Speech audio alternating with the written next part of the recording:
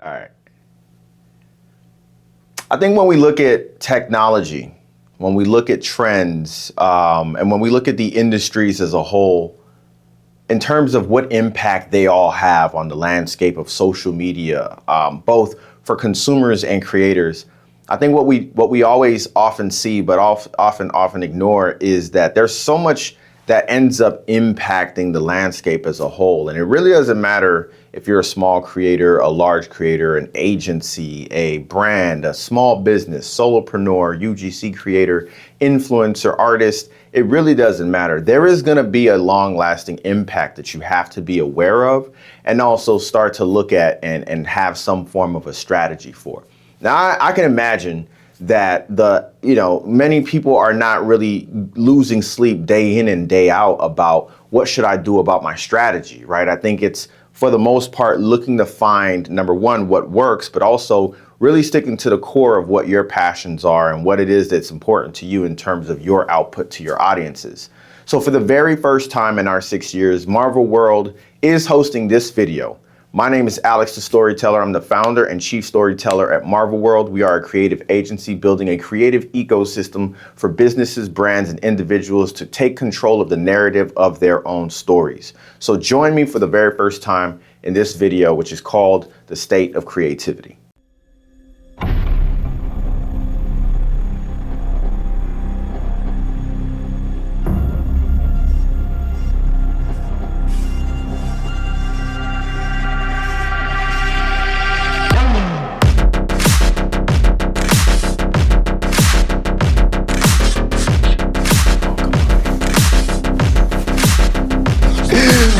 Yeah, all right. Let's go. Right here. This is like take 1 or 2.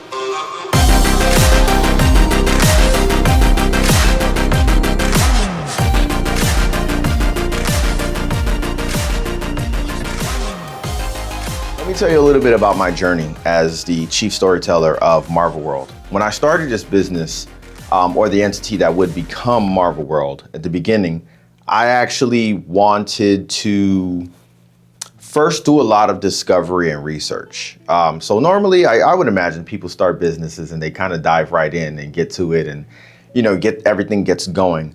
I wanted to do about a year's worth of discovery to just understand what value was really going to look like for me in terms of delivering services or products to my customer base, to my client base.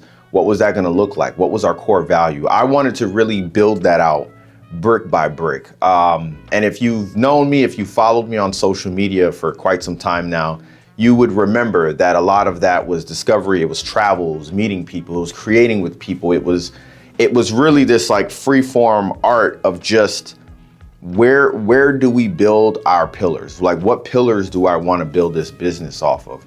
And what I realized is that there were about 4 core things that I really wanted to lean into, which was writing, recording, live events, and development. Being able to help small businesses, primarily small businesses and brands as a whole, in those 4 areas. And then in understanding that, you look at the idea that like video is king. And in video being king, there are so many factors, there's so many circumstances. There is a lot that goes into video being king. And I would almost argue that maybe king is just not big enough of a word, right? When you think of the art of creating a video, you're also talking about public speaking. So you're possibly talking about scripting. You're talking about the ability to control lighting. So you're talking about equipment. You're talking about ordering. You're talking about research. And in that, there's so much that a small business has to do. And so the idea of MRVL WRLD kind of taking shape in its early stages was actually this idea of creative enablement. Like being able to educate the customer base, being able to educate small businesses, whether they're mom and pop, whether they're solopreneurs, being able to educate people that you don't need to go out to find every like magic pill, magic button, magic camera, magic dream item that's gonna bring you this like sudden social media success.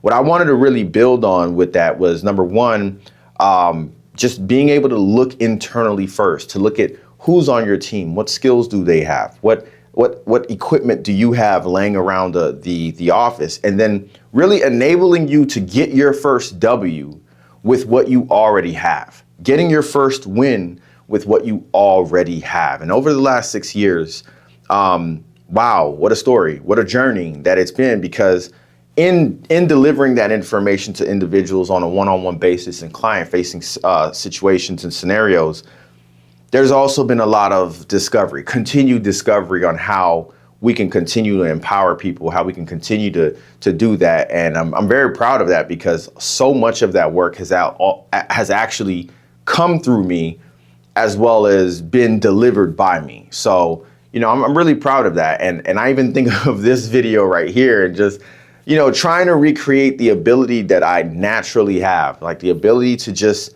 speak authentically, to not always need a script, and being able to still be on pace and still on par with the videos and everything like that. And that's why a video like this, State of Creativity, is so important to me, and so important to us, because I think it's gonna really stand out and create this precedent that we really are who we say we are. And that is something that I say often, that we are who we say we are. I am who I say I am. And one of the things that we are continuing to push is that we take video seriously. And so when we look at the overall landscape of what this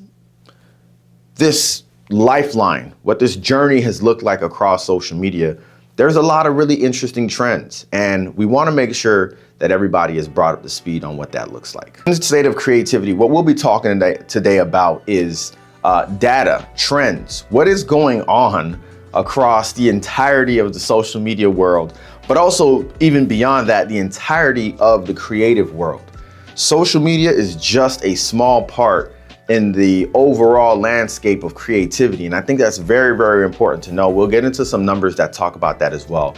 Then we'll also talk about the gap that exists, because there is a plethora of opportunity as things change, as audiences shift, and as creators continue to kind of break out and create brand new trends and brand new ways of delivering to their audiences and their communities. That's gonna be a big keyword.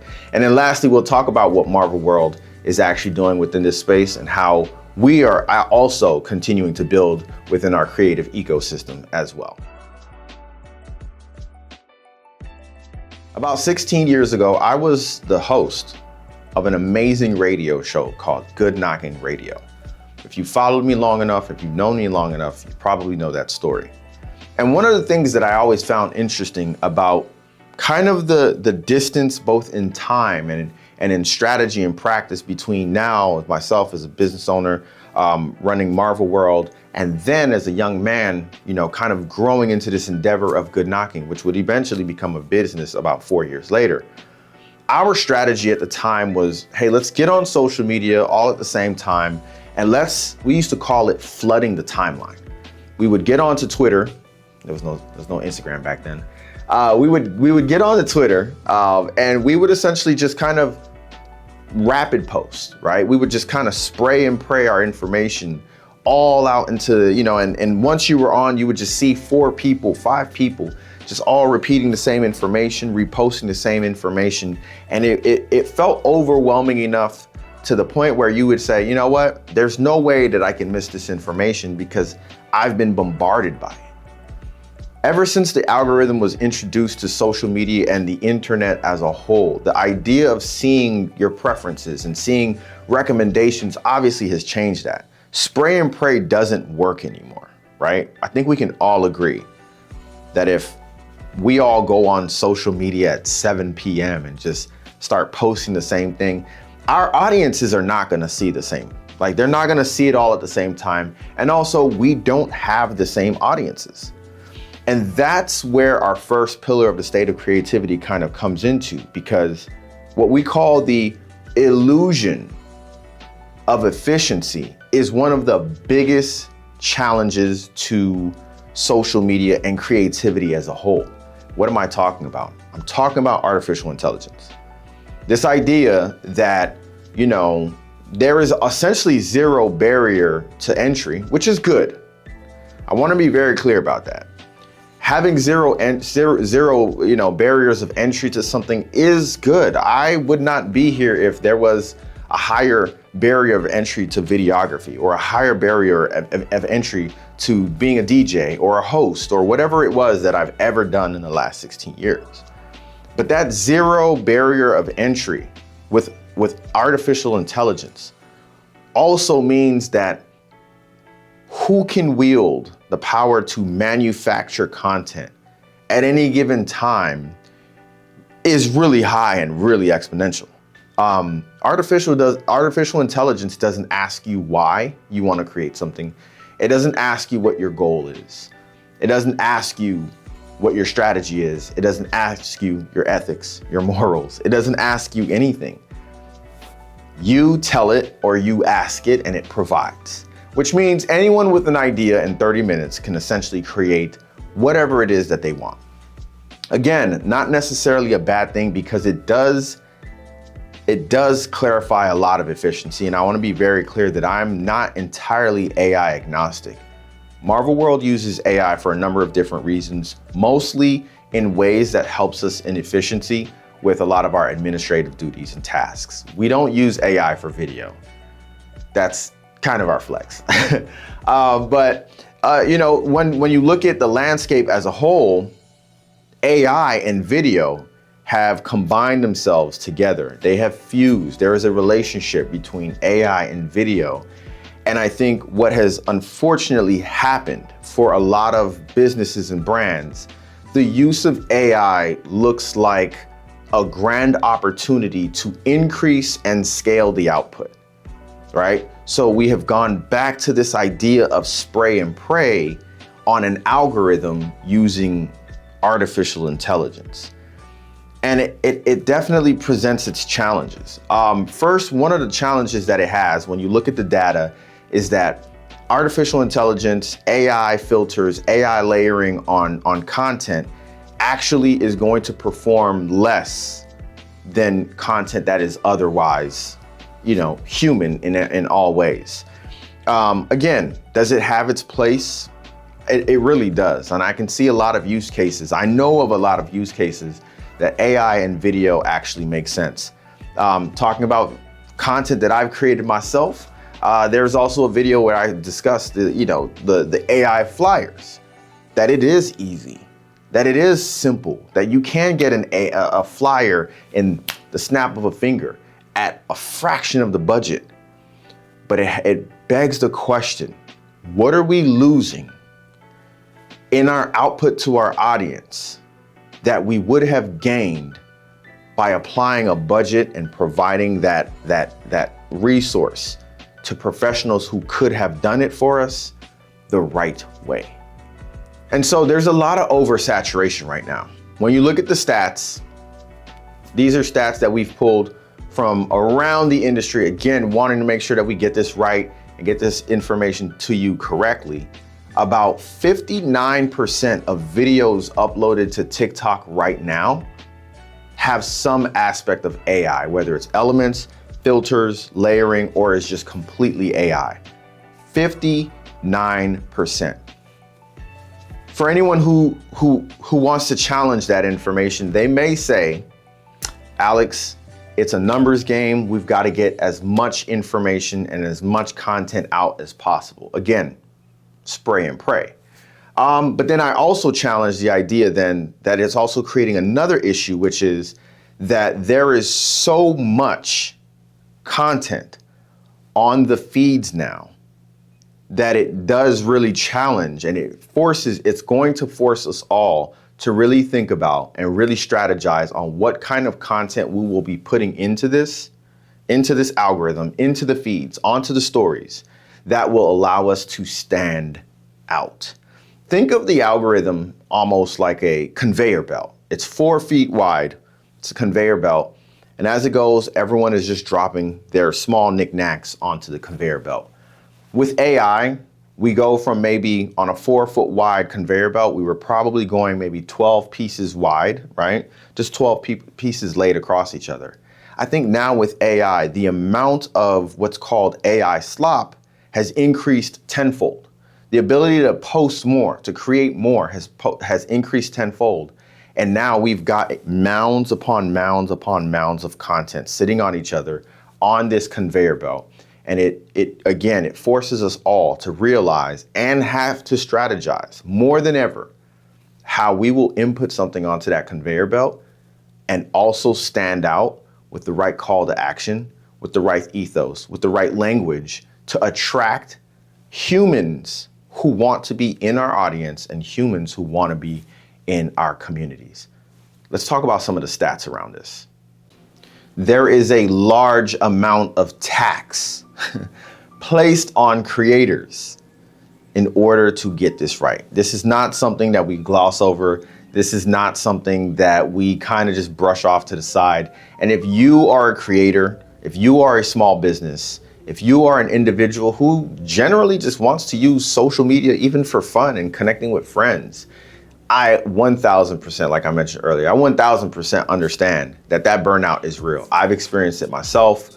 I've had to overcome it. I've had to overcome the mentality and the mental and creative burnout of how do I increase? How do I create the increase and the influx that I want to see? You look at the stats, and I've posted on this before over on my Substack, that Instagram also has a problem. Most free platforms actually have the same problem, that the metrics are either vain, they're vanity metrics, they don't go far back enough, they don't go in depth enough. And most importantly, all of us, the average person looking at social media, is still looking at follower count. It's not really the end all be all number that it used to be, which is why so many things are changing in the landscape when it comes to influencers, nano creators, micro creators, and creators as a whole. When you want to look at stats that matter, especially with video being king, what you actually want to look at is watch time and completion rates. You want to look at shares per reach, and you want to look at likes per reach. Those are the three metrics that matter the most, without a doubt, across not only Instagram, but also YouTube and also TikTok. Again, video is king. How much of the video did folks watch? And this is where, of course, the discussion on hooks, being able to open your videos correctly, and things of very strategic content side of things matter. But if you want to know where you are, if you want to know where your legs and where your feet stand right now at this moment, and you're able to go into that dashboard on your Instagram or your TikTok, that's really going to be the first place that you're going to want to look to see what numbers, what gauges, what needles can you move. Because that old style, that old mentality that we've had of looking at our follower count is really a little outdated. And I don't think there's been enough emphasis on really taking into account that that's just not the way it is anymore. When you look at it, folks have 10,000 followers. Somewhere around 700 of their followers, 600 of their followers are actually seeing their content. When they're looking at their views, the views don't match the likes. But Instagram has never really told us that a person can watch your video or your reel over and over and over and over again, but they can only like it once. Which is why sometimes we've got 500 views and we've got 12 likes. It's just the way it is. And I feel like these are conversations that we ought to be having, and even maybe conversations that we ought to start brushing to the side and focusing on more on how do we get video that makes an impact. I'd like to know what you think about our last conversation there, just in terms of the impact of AI, how far reaching it is, how far impacting it is, and where it falls into your creative strategy. A large number of agencies and creators are now using AI. I think it's a really great opportunity for us to have conversations of how we can increase that output, but also from a very strategic and creative way. I'd be interested to see your comments in the comment section below. Like, share, and of course, subscribe to MRVL WRLD YouTube for more on this. Let's continue with State of Creativity.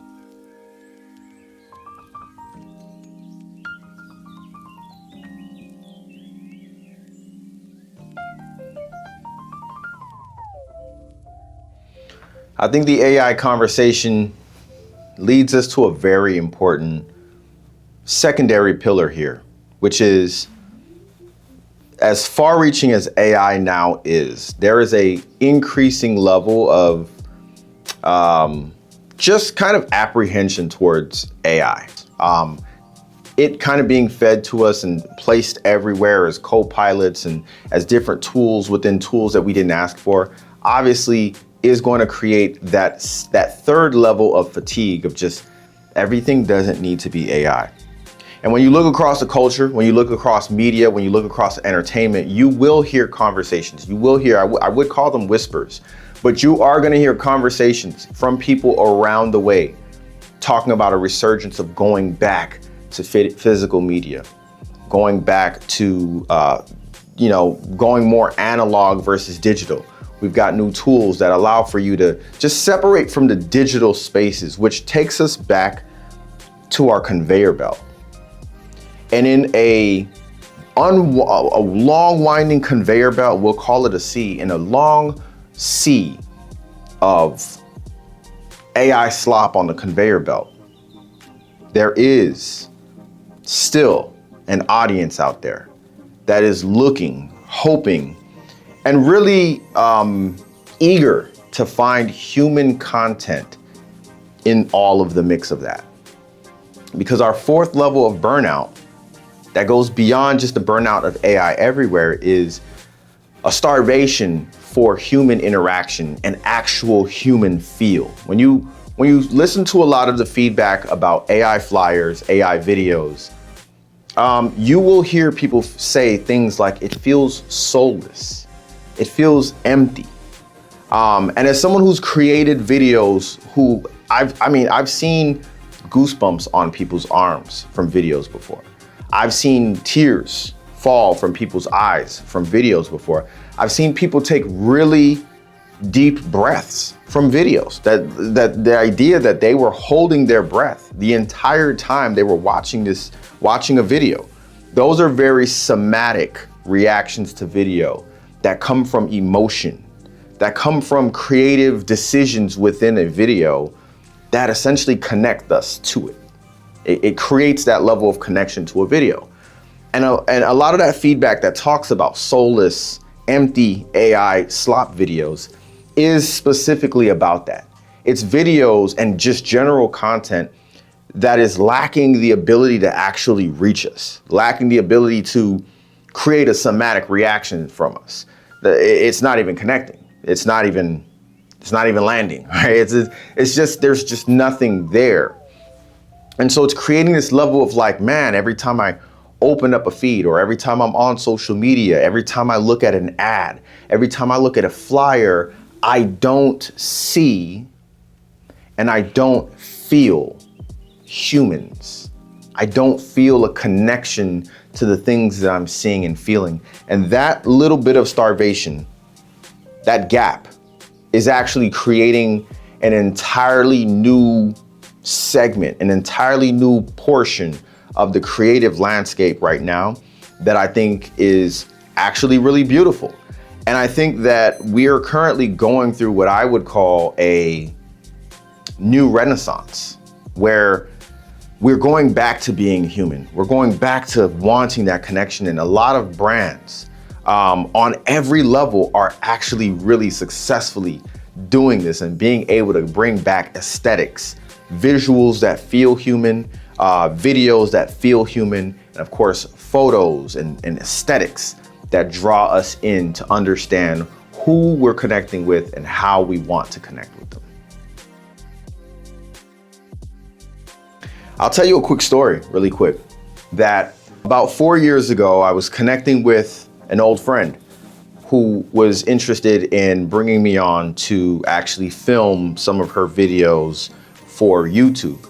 I was really excited. Her content is really dope. It's actually really raw. And knowing her for as long as I've known her, there was a really good opportunity in that to just be able to scale her overall content delivery, because she didn't have to worry about moving the camera, focusing on angles and everything like that. Where we hit a dead wall, unfortunately, was this idea that she was nervous about the idea of being vulnerable. The idea of giving too much of herself away. The idea of giving her audience too much of her personal life beyond what they saw on YouTube. This was a very interesting conversation that she and I had, because my position on that conversation was that that is what already drew people to her in the first place. You look at our bios across social media and we have words and phrasing like dog mom, cat dad, locked, 8 years long. We talk about runner, goal of hitting sub 25. I have all of these traits about ourselves that we put into our bios with the understanding that is the information that is gonna help people understand who we are, what we're pursuing, what we're after. But when it's time to speak, when it's time for the cameras to go on, when it's time to figure out what that social content or that social calendar is gonna involve, I think there is a fear of being vulnerable, of not being perfect, right? Of the bad days, the car battery not starting. Oh, I'm not supposed to have these kind of problems because I have 10,000 followers. How do I have 10,000 followers in a car battery that's dead? That's normal. Like, followers and car batteries don't really there's no direct correlation. But this is the old thought process from our old era of influencers first, where life and content had to be extremely polished for it to make sense. The more polished it looked, the better. The more polished it looked meant that you were on your way. The more polished it looked, you would be found. But over the years, we know that that's not necessarily true. There are creators who have messy living rooms, who wake up every morning and post on TikTok, who wake up every morning and go live on TikTok and make hundreds of dollars monetizing their content, talking with people, connecting with people, being vulnerable, and yes, having a dirty living room or a dead car battery. This is the piece of us that ultimately AI can't replicate. You look at the AI profiles on social media, you look at the AI everything on social media, and what you find is that you find perfect people. And in finding perfect people, we actually have to then do the due diligence of looking. Are those freckles real? Is the hair real? Is this person really there? And it always calls back to this idea of the uncanny valley, which is the human instinct for fear when validating whether or not a face is human or not. This is kind of going deep, but it's the truth. You look at content across social media now, and that extra effort that you have to make to verify and validate whether or not this is real content, if it's real people, it becomes tiring, it becomes work, it becomes exhausting, because you also have to then ask, what was the creator trying to get me to see or understand? Or what is the creator trying to sell me? And if it's an AI flyer, it might not necessarily sell me on the idea that this is a community, right? And so in that, this new renaissance that we're kind of building towards is the age where being vulnerable and being authentic is actually the best thing that you can do. And when I talk about MRVL WRLD, and I said this specific phrase earlier of taking control of your narrative, there is nothing more impactful that you can do now than not only turning on this camera, but also turning on your microphone and speaking and not knowing what you're gonna say and starting from zero and knowing where your zero is and starting from zero and taking your audiences along for the ride and watching them and allowing them to watch you go from using a Google Pixel 4a 5G to using high fidelity camera equipment in a studio session. Your audience watching that progress matters to them. It matters for all things. It's how we connect. It is a matter of hope. It's a matter of dreams. It's a matter of story. It's a matter of storytelling. It's a matter of them remembering when they saw you as you upgraded and watching that journey across 5 or 6 years. This is literally the basis of where we are right now with a lot of the creators who are finding success. They're not waiting to become influencers. They're not waiting to be found. They're not waiting to be monetized. They are turning to their audiences, looking at them and saying, guys, I'm taking you along for the ride. And that audience is all in with them. That audience is going along for the ride. That audience is sticking with them. And that audience, more importantly than ever, is showing up. buying, and of course, supporting. And this is where we are now in the landscape of social media, where it is so oversaturated with AI and so lacking of human connection that as we've seen changes to TikTok, as we continue to see changes to Instagram, and we've seen changes to Twitter and Threads and Facebook and Blue Sky, folks are starting to understand that video is a mechanism and video is a tool to drive people to human connection and community. Where are communities starting to pop up? We're talking about Substack networks. We're talking about Discord servers. We're talking about private group chats. And we are talking about DMs are still happening. There are still groups happening there. But I do put DMs a little last on the list in terms of that. That is where people are gravitating. When you're looking at the volume of social media content that is shared, a large amount of that content is being shared off app, in these networks, in these groups, in these Discord servers, in these private group chats. And that's really important for us to look at, because now social media is not all just about social media. It's about something bigger. It's about really getting into that story. It is really about using the mechanisms of storytelling to connect with an audience in an otherwise oversaturated AI slop feed. And how do you connect with them? That is a question that every single business, every single creator, every single brand is going to have to figure out as we move through 2026, as well as we move into 2027.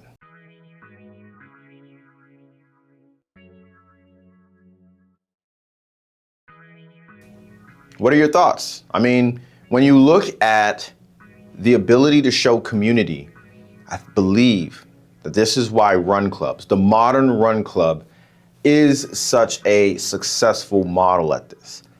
The way they portray members, the way they portray progress, the way they portray journeys and stories of individuals. It's not about competition. Competition wouldn't be a long enough story. Competition wouldn't be an inspiring enough scenario. It would be a very short-lived, quick hit, okay, win, lose, draw kind of situation. But we connect more to that person who wasn't able to do, but who can now do. Like, that is the journey that across every level and every era of social media, it has been the same reason why we connect. Whether you were an artist during the blog era on MySpace, who ended up becoming a Grammy-nominated, Grammy Award-winning artist, or the young girl from Blake High School who was performing at bars in Ybor City and found her way to the biggest stage to winning an award. Being part of the journey and seeing that progress is the #1 aspect of human connection. And right now, that is what audiences want the most. Let's talk about the stats for a second. 90% of consumers say that it's very, very important for them to verify and understand that the content they're looking at was created by a human. Unedited human content performs at almost 35% more than content that was either edited or altered by AI. Next is one of my favorite points, which is delusion beyond the data. Data is going to tell a story, but data can't tell a story that's never been outputted. It can only tell a story on information or content or execution that's been outputted. And so if we're looking for data to tell us what to do and where to go, and we know that what our visionaries are speaking on has never been done, or maybe it has been done, it just hasn't been done in a particular space or in a particular way, then there's really no data to look at, right? We operate on this idea of like 70% is our 100%. And so we're not really looking to get to an absolute perfection to be able to do our output. We're actually very, very iterative in what it is that we do, and we kind of build and grow organically as we go, especially when it's bringing our audience along. So I'm saying this speaking to all of the visionaries out there. I identify as one myself when I say that, like, sometimes everyone won't see the vision. And it doesn't mean that they're not believers. It doesn't mean that they're not on board. It doesn't mean that they don't support you. It just means that, like, you've got to get it closer to operationally ready, or you have to flesh out that idea better. But sometimes the story is just not in the data. You're gonna have a lot more reasons why not to do something than to do it. But sometimes, you know, that's a bigger sign of why you should. And last but not least, we've talked a lot about high fidelity video. We've talked a lot about obviously what MRVL WRLD does in this space. And I think I am always going to encourage everyone.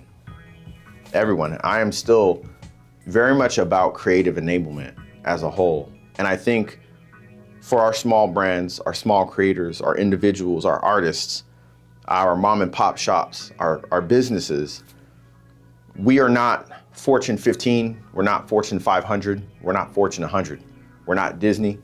And so I always will tell people still to this day to use your resources. You might not quite be ready to jump into high fidelity video production at a high scale and have, you know, a production crew at your location or on scene to do your project, and that is okay. But the number one thing of value that you have is this. It'll always be this. It'll always be our cell phone. But to really look at like a simplified output, i.e. this, that can give you that amplified impact. You have everything you already need. Once you're past that awareness phase, once you're ready to go into ideation and pre-planning and once you're ready to execute and go big and do something crazy and do something unlikely, that's when you call MRVL WRLD. That's when you get ready for high fidelity video.